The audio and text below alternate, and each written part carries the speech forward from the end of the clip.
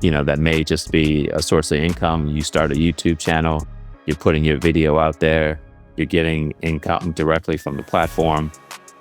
But now you have IP, and you can talk to a company like 3Black Dot and Offscript and say, okay, I have this IP, I have some traction.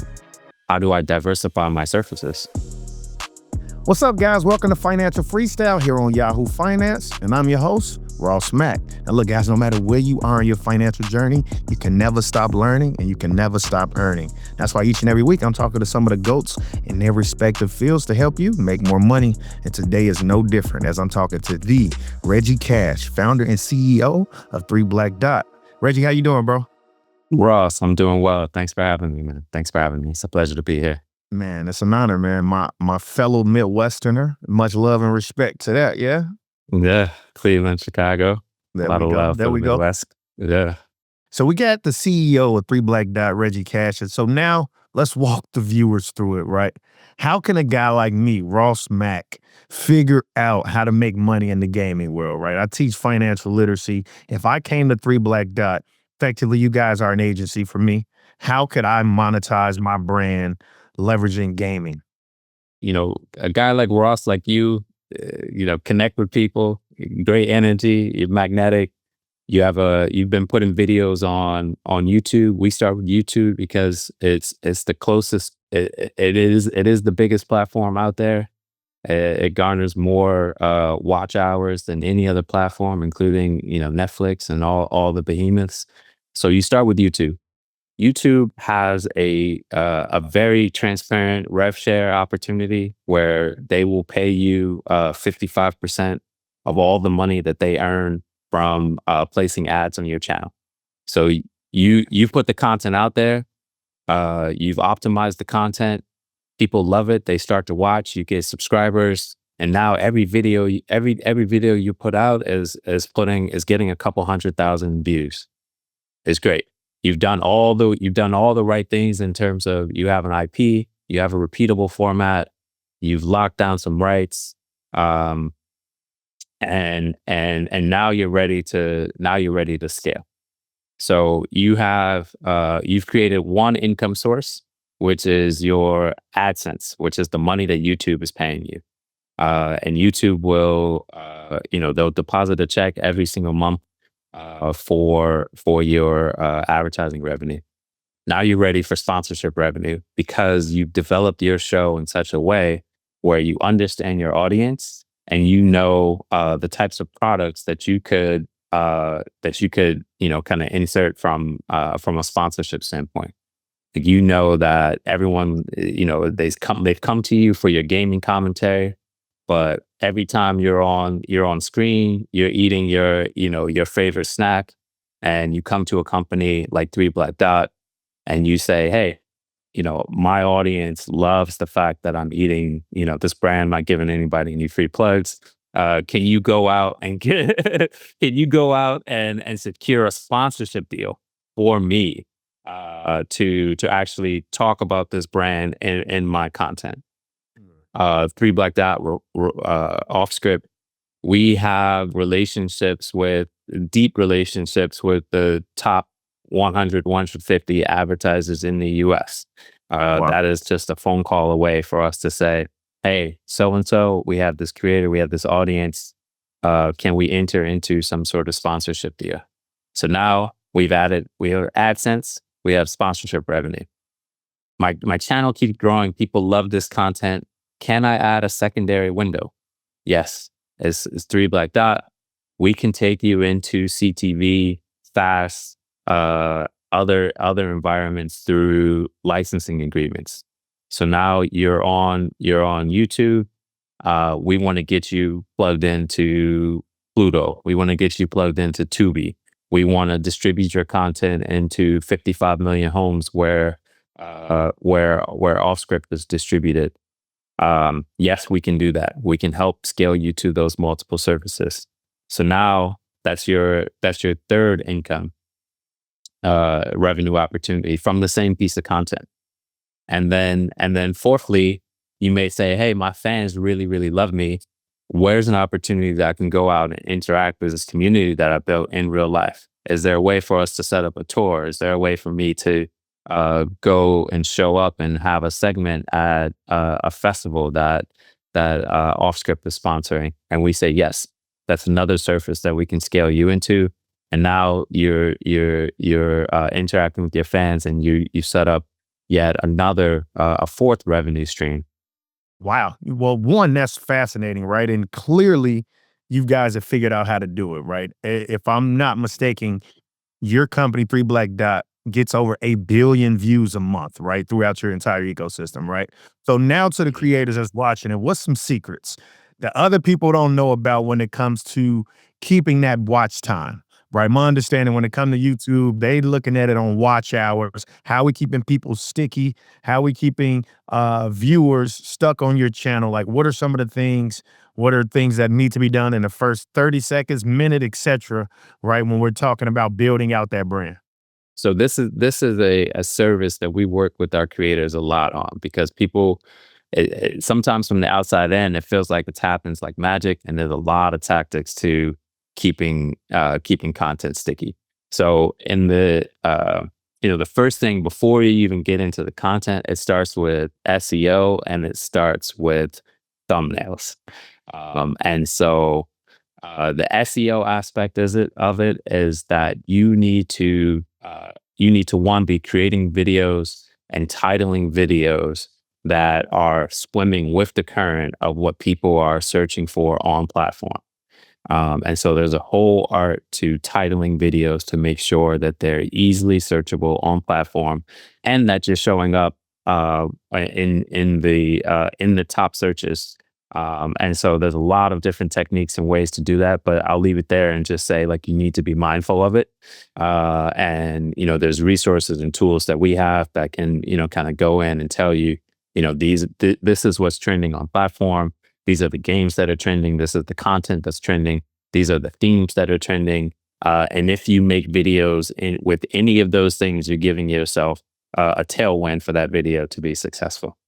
The second thing is thumbnails. So what you put next to the video in the thumbnail makes a difference. There's lots of ways that you can A/B test videos to see how the same content performs differently depending on the thumbnail that's attached to it. So understanding the science of that art, of the key art that sit next to your video is super important. That's another thing that's easily overlooked. But all of the channels and the businesses that we work with, the creators that we work with that have reached that scale, they understand that. And now, jumping into the content, it really is just an understanding that you have 30 seconds, 60 seconds to lay out the entire arc of that piece of content. So if you have some key moment, or you have something suspenseful, or you have something that you're building the audience up to, let them know very early on what to expect, so they can stick with you on that journey as you take them to that point. I love it, man. Look, guys, we got to take a quick break, but when we come back, we're going to have more with Regi Cash.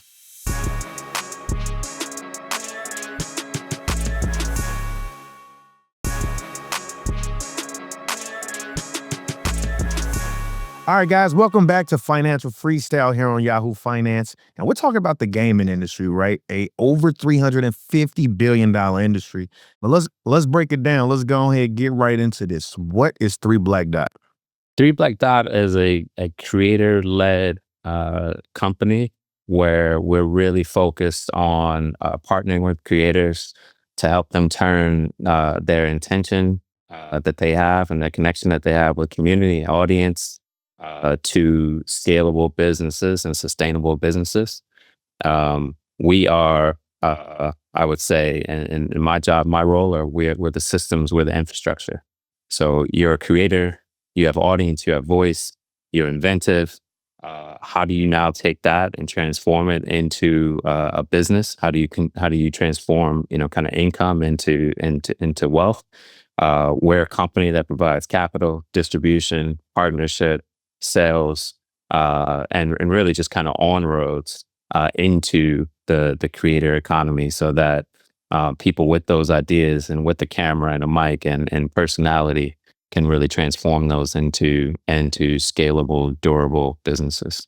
I love that, man. Let's We actually break that down because, like, when you look at traditional media, it's not what it once was. And to your point, Gen Z, Alpha Gen, everybody's on their cell phones. And so back in the day, if a person said they're a creator, it's like, what is that? But now traditional media is now shifting to creator led. And so, like, can we actually talk about, the overall revolution of traditional media to the new way that people actually consume content? Yeah, absolutely. And that convergence is happening in real time. We see it every day. And fortunately, if you're just seeing this and you are a creator, or you have ambition to be a creator, it's still early days. And so the journey of Three Black Dot really tracks, I think, the journey of the creator economy. And so when we first started, and this was back in 2014, 2015, and creators were just now kind of getting on platforms and learning how to like monetize content. We came in, and our offering was, we wanted to bring transparency to like some of those contracts. And so a lot of the contracts that creators were in were very onerous. Companies were stepping in and taking large percentages of monies from platforms that they didn't really have any value at. They weren't really doing anything to enhance the creator business. And so we came in with a very kind of transparent contract in the very beginning that said, hey, what you earn, you keep. And our role is to sort of add value. And when we add value, we're able to participate in that. And then from there, we migrated into a creator studio. And this is like, to your question, like this is where it starts to get interesting, where it's operating as a studio. It's like, how can we bring ideas, development, capital, to creators to actually create IP. And when you get from creating like entertaining videos to actually developing formats and developing IP, that's where you can really that's where the intersection really starts to converge with traditional media. Because now you have that same audience and that same attention, but you have a format where brands and sponsorships can find, attachment points. You have the sort of consistency that they need. You have sort of the measurable outcomes that they need, and you have the ability to sort of take that and scale it across everywhere where audience is. And so now something that was maybe just on the phone can show up in the living room. It can show up at an event. It can show up at live, and like that's really the power of IP. And I really think the step from just entertaining video to serialized formats in IP is really where we're seeing the conversions of the creator economy and traditional media. So, kind of looking at your overall creator ecosystem, what genres would you say the majority of the creators are in that you work with? Yeah. So three Black Dad is heavy in gaming. We've always been interested in how do we play at the edge of where culture is really being created. And for Gen Z, Gen Alpha, like that is really gaming. It's ubiquitous. And so our lane is a little bit different in that we play in sort of gaming culture. So we're really interested in how does this passion point of gaming, how does it influence and intersect with other passion points? How does gaming show up in the way that someone watches sports and loves sports? How does gaming show up in the way that someone enjoys music or fashion? And that's what we really focus on, is kind of gaming from a cultural kind of entertainment standpoint. It's very similar to the path that hip hop took, right? If you're in the early on, say early, in the 90s, it was very identifiable. It was kind of insidery. People, if you knew, you knew. You started, you may have wore a T-shirt, or you may dress a certain way, or you may started to pick up the lingo, but it wasn't really like mainstream. And then as hip hop evolved, it started to influence everything. So it went from being just about the music to being about fashion to being about just lifestyle, entertainment, film, everything. And that's the same trajectory that gaming is on. Gaming started as, very insidery. This is something you do just for, kind of just for fun. It was kind of nerdish a little bit. And now it's like now it informs everything, and it's just a part of culture. And so if you don't know the language of gaming, or you don't know the role that gaming is playing for like Gen Z or Gen Alpha, to me, it's similar to, not understanding the impact that hip hop has on culture at wide. Right. I think, to the outside looking in, right? If you're ever in doubt, sometimes you just follow the money, right? And just last month, we saw the largest LBO, leverage buyout, by Saudi Arabia buying, Yep. EA for over Yeah. $55 Yeah. billion, right? And so, as Yeah. maybe some people that are, trying to figure out other streams of income, like where's the money flowing when it comes to gaming? Like, how do gamers actually monetize their audience and their IP and their brand? First and foremost, for gaming and for a gaming creator, it always starts with IP. So it always starts with, what is your take, and how do you create a format? How do you serialize it? How do you make it consistent, so that everyone knows what it is, so that you can, first and foremost, you can own the rights to it. You can really lock down. You can have copyrights. You can say that this is yours and it's identifiable. Um, and it always starts there. And so gaming, to us is it's just a backdrop. And so it allows you to go anywhere. Like when you get together and you're just and you're gaming, with your friends or your crew, like that conversation isn't just about like what's happening in the game. And so that conversation, that's just a meeting point that allows you to talk about what's going on in your life. And the focus is on the game. And so you can take that and say, well, if I'm doing that, then there's probably a lot of people that are using this connection point to talk about other things that's going on in life. So you can start with gaming and the passion point and the interest of gaming, adopt the language of gaming, and then from there, tailor it to finding a niche within that suits you and suits what kind of what you bring to the table that's unique. So not just about playing the game, but how does playing the game give you the opportunity to talk about music, and then maybe that becomes your lane. It starts with um, discovering that sort of format that works for you, so that you can really kind of lock down the rights. Because really, in this new ecosystem where you have the ability to go everywhere and anywhere, in terms of where that IP can scale, owning those rights are paramount. Owning equity in those rights is paramount. And that's how you take something that may just be a source of income. You start a YouTube channel, you're putting your video out there, you're getting income directly from the platform. But now you have IP, and you can talk to a company like Three Black Dot and Off Script and say, okay, I have this IP, I have some traction. How do I diversify my services? How can I take this IP into FAST and CTV? How can I take this IP into live event? How do I take my YouTube show and take it into shorts and reels and create short form versions of it? And those are the things that we really help you do, is just diversifying across all of those surfaces as an infrastructure company. And then thirdly, I would say from there you have the IP. Now you're everywhere the audience is, and you've actually, you've had the opportunity to, what I like to say is just like increase the yield on that same, asset. You took the same video, you've put it into all of these different platforms that have different monetization streams. So you sort of stack revenue that way. And then the last thing is kind of know the market. So like understand what you're selling. If the main currency is CPMs, which is how an advertiser, how a sponsor views and values your content, understand that language, understand the CPM, understand your baselines, and don't price yourself out of the market, don't underprice yourself, but understand how to kind of transact in that currency, so that you can actually build a business.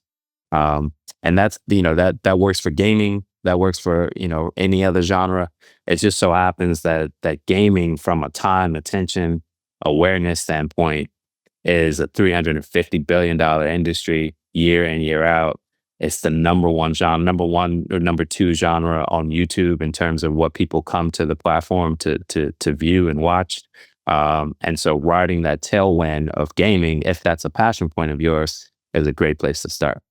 So great point, right? So now my question, when we talk about that algorithm, and I understand this is moving, this is all constantly evolving, but is there ever a point where you're seeing like, oh, actually, guys, let's push towards going live as opposed to trying to make a video? Like what would you say Yep. that breakdown is And for break that. creators right Yeah. now? I think live becomes more important because this culture, especially the gaming culture, is so rich and live and vibrant. And I think live kind of captures the energy of the gaming culture in its rawest essence, more so than you can in VOD. And I think when people now are coming to YouTube and actually looking for connection, they're looking for connection through the phone. The live experience emulates and simulates connection with community better than any VOD can.